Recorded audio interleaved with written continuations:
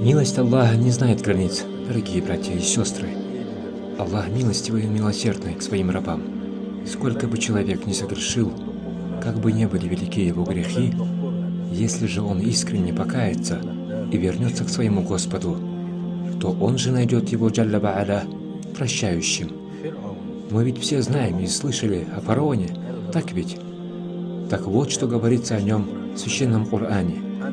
И он сказал: «Ана раббукум аль-аля». «Я ваш Господь, высочайший». Валяузу билля. То есть, мало того, что провозгласил себя Богом, так еще и высочайший. Валяузу билля. Пречист же Аллах и преславен. И что же после этого сделал Аллах? Аллах, святой и возвышен, отправляет двух своих пророков, алейхиссалям, Харуна и Мусу, к фараону и говорит им следующее: «О Муса, возьми с собой Харуна, алейхиссалям, и ступайте же к фараону. Воистину, он впал в великое заблуждение. И говорите же с ним мягко и красиво, и, быть может, он прислушается к назиданию, и, устрашившись моего наказания, покается в содеянном».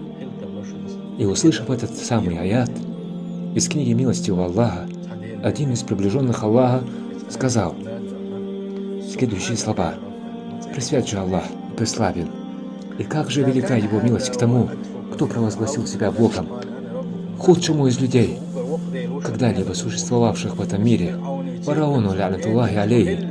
Так какова же будет твоя милость, о мой Господь, к тому, кто искренне и всем сердцем, будучи убежденным, в своих словах говорил: «Ля иляха илляллах».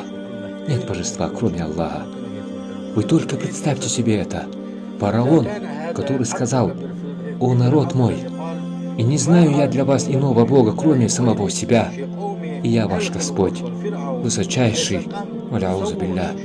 Представьте милость того, кто отправляет двух своих пророков, алейхиссалям, к этому нечестивцу, говорит им, повелевает им обходиться, то есть говорить с ним мягко и красиво. Можно ли представить, постигнуть то, какой же будет его милость к тем, кто говорили: «И не знаем мы иного Господа, достойного для поклонения, кроме Аллаха, единственного единого, у которого нет сотоварищей, достойных для поклонения, наряду с Ним». Невозможно представить милость Аллаха, дорогие братья и сестры. Поистине милость Аллаха безгранична. И зная все это, зная, насколько велика милость Аллаха к своим творениям, что бы они ни совершали и как бы ни согрешили, если после искреннего покаяния Аллах прощает нас, то мы должны любить Его все больше и больше, все сильнее возвеличивая Его, свят Он и возвышен. Мы должны стесняться этой милости и беречь себя от грехов перед столь любящим, милосердным к нам Создателем, который любит нас гораздо больше, чем наши родители. Разве есть любовь сильнее, чем любовь наших родителей? Однако любовь Аллаха и Его милосердие к нам гораздо больше, нежели чем любовь и сострадание наших родителей.